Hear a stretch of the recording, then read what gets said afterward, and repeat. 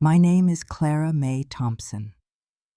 I am 78 years old, and I live, or rather I used to live, in a quiet, fading town in rural Ohio where the cornfields stretch to the horizon and secrets are buried deeper than winter frost. This is not a story I ever thought I would tell. For most of my life, I believed that silence was a form of strength, a dignified retreat. But silence also has teeth, and mine has chewed through enough of my years. So let me begin with the night everything changed, with a silver spoon, a porcelain bowl, and a scent I will carry with me to my grave.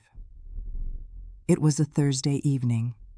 The sky outside the polished dining room window was the color of old bruises, a mottled gray tinged with a sickly purple. I sat at the far end of a long, glossy dining table that wasn't mine, in a house that felt more like a museum than a home. The silverware was set too perfectly, the chairs were too stiff, and the silence was an oppressive, humming weight in the air. My son Robert was still at the office, working late, as he so often did. It was only Brenda, his wife, and I in the house, and Lucky, their cocker spaniel, who somehow enjoyed more freedom and affection within these four walls than I did. Brenda placed a small porcelain bowl in front of me, the kind one might use for a delicate soup or a summer dessert. A thick, brown, gelatinous stew was steaming inside it, its surface bubbling slowly, like mud in a hot spring. She didn't say what it was. She didn't have to. The aroma preceded it, a cloying, unnatural scent that didn't belong in any kitchen I had ever known.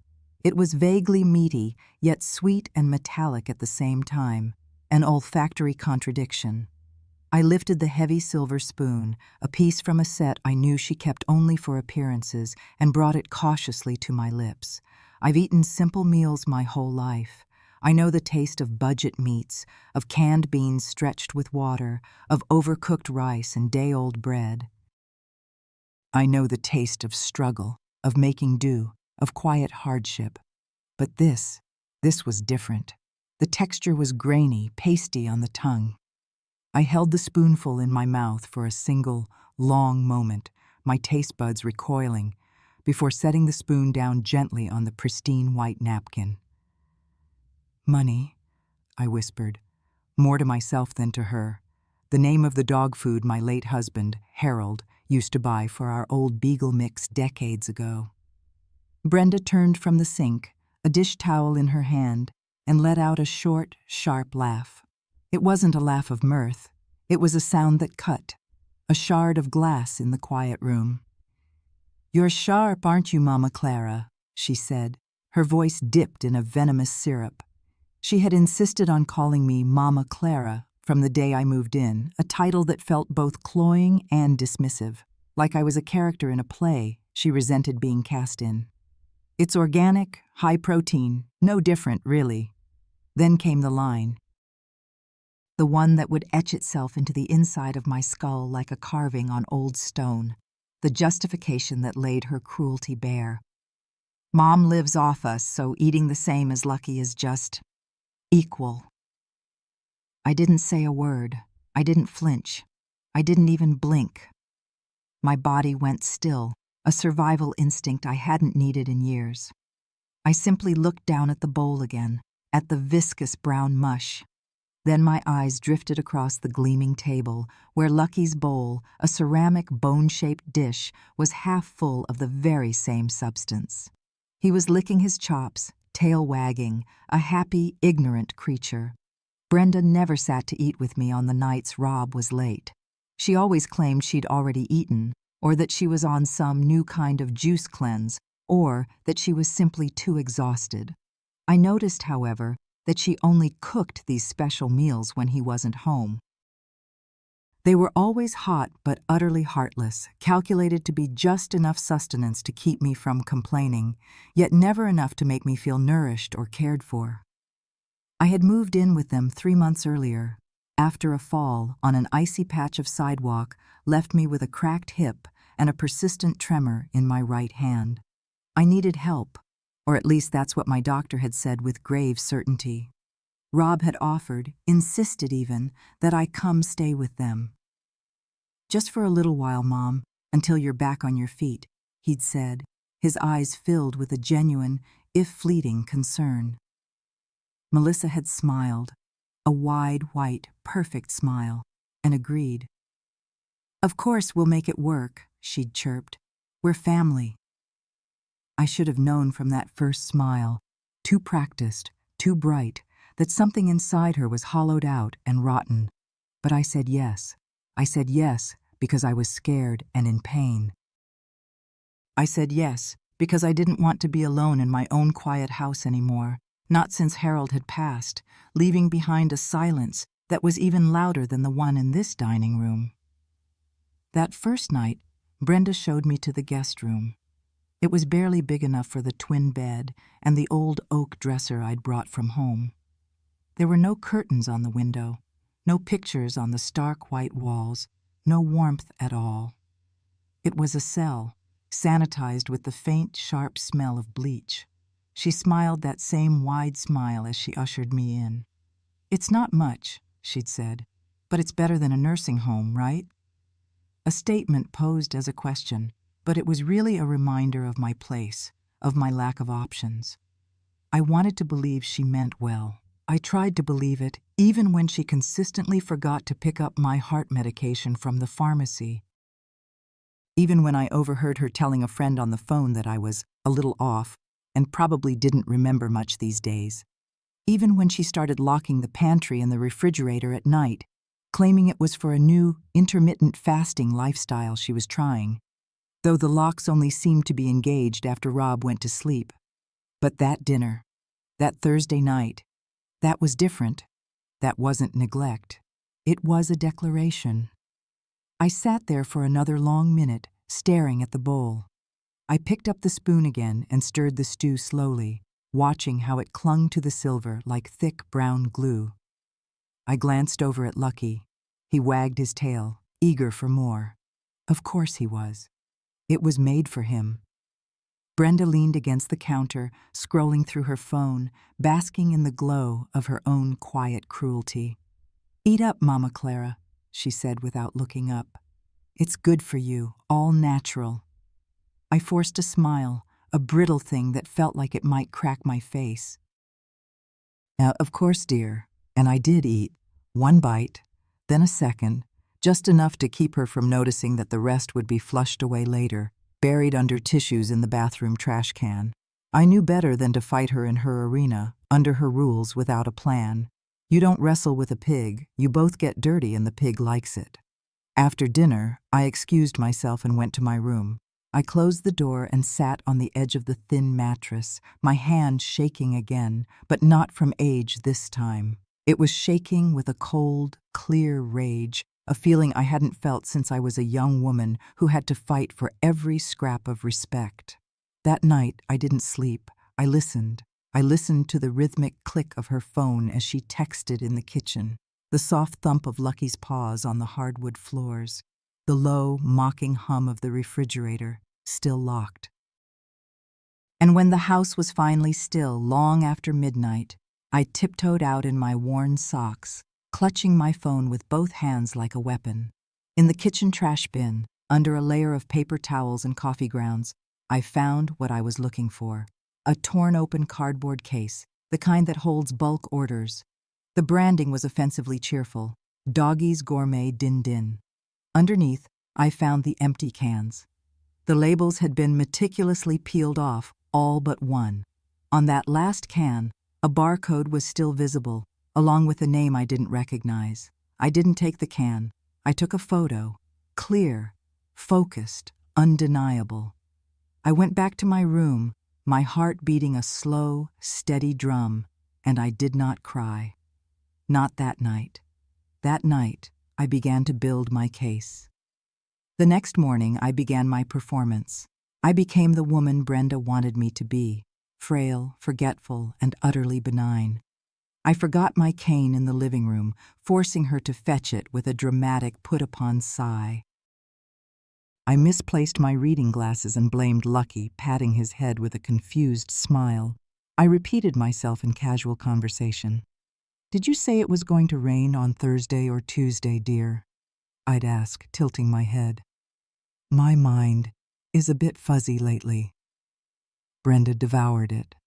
Her smugness grew like mold in a dark, damp corner. She's getting worse, I overheard her whisper to Rob one night when she thought I was asleep.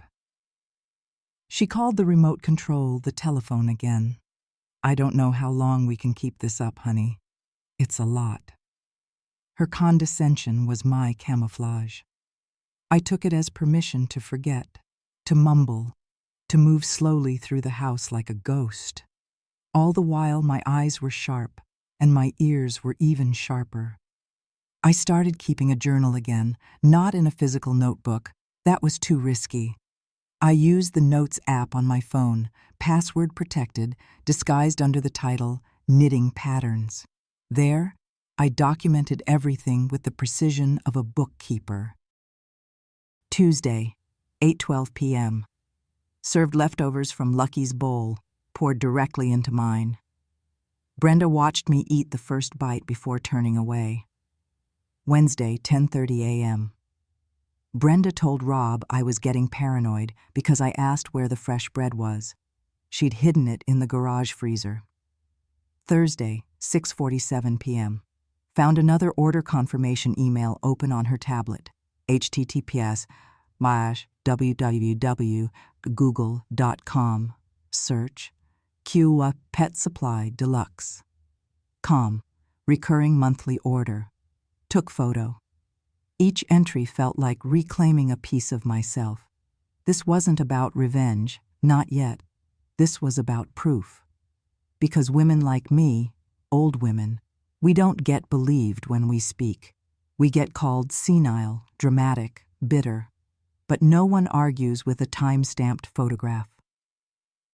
That week I used my own secret bank account, an account Brenda knew nothing about, to order a second, simple smartphone.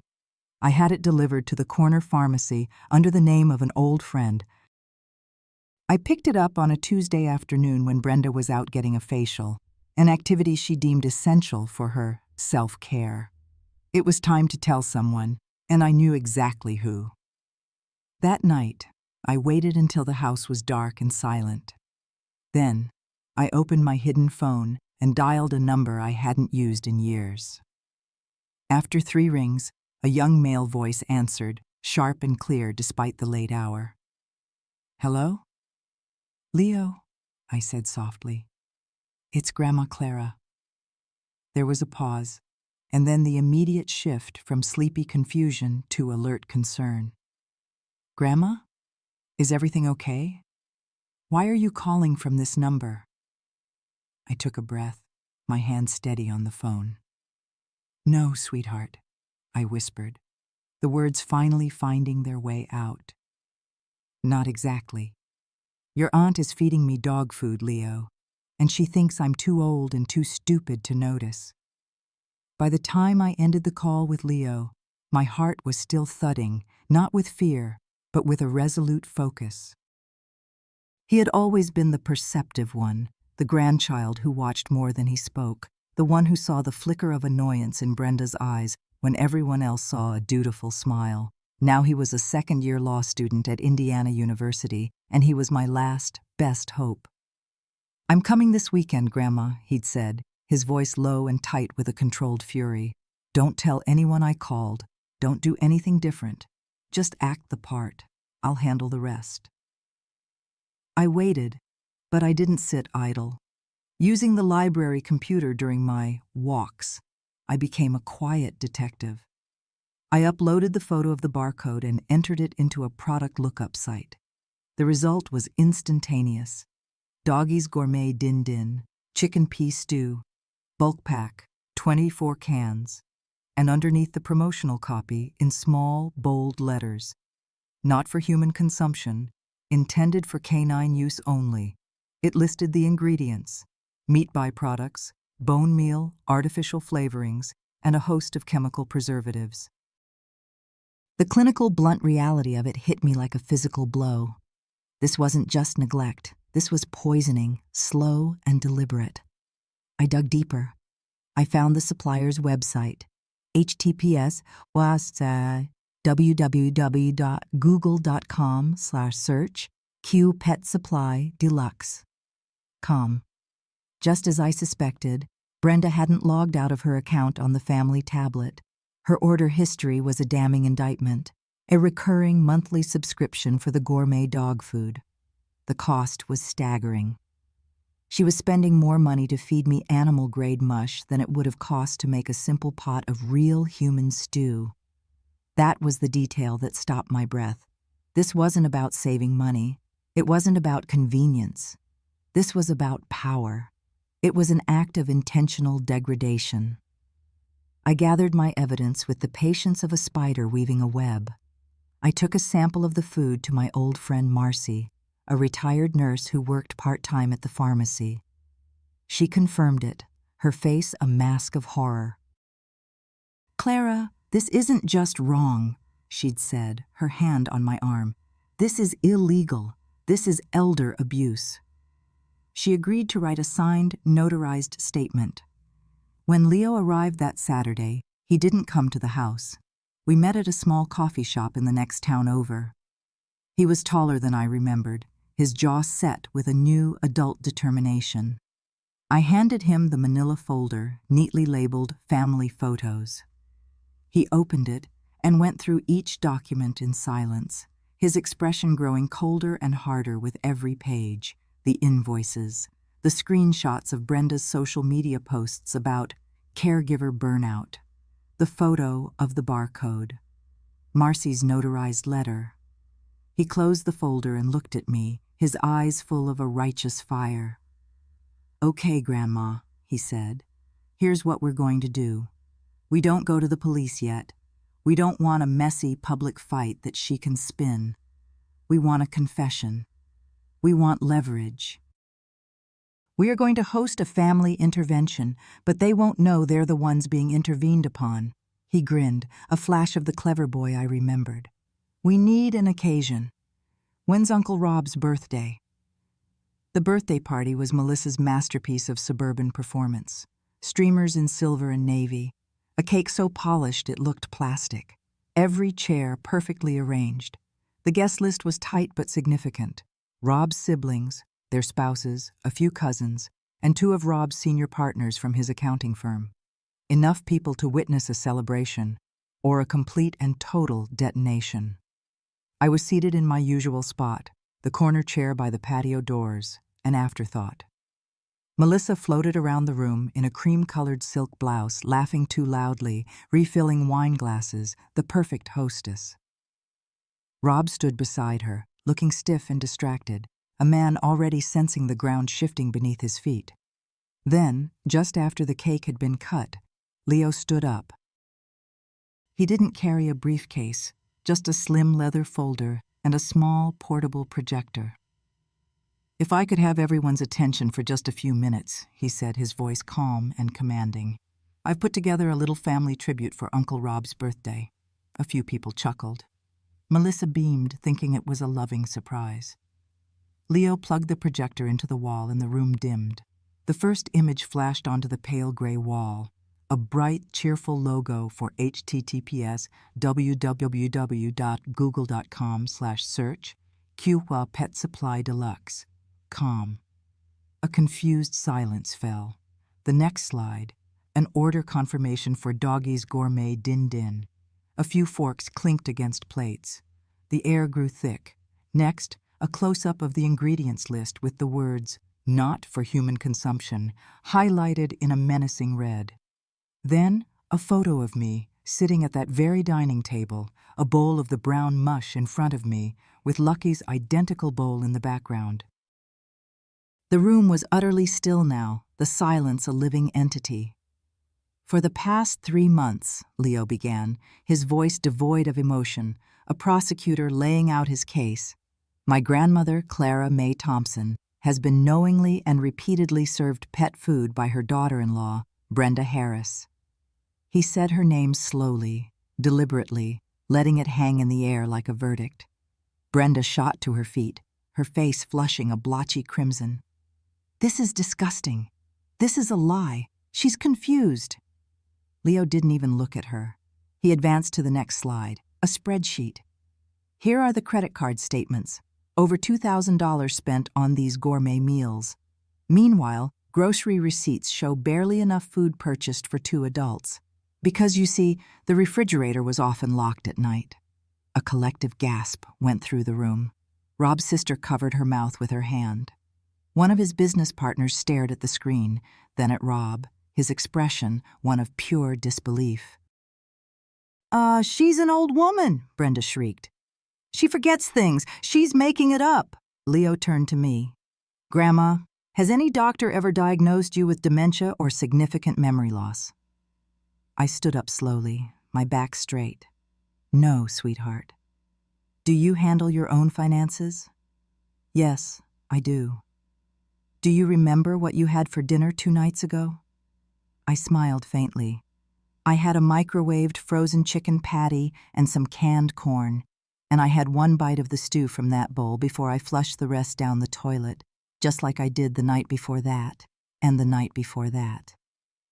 A silence heavier than cement settled over the room. Leo advanced to the final slide. It was not a photo. It was a scanned copy of a property deed, the title clear and undeniable. Owner, Clara Mae Thompson, current and sole title holder of the property at 124 Willow Creek Drive, the house they were all standing in.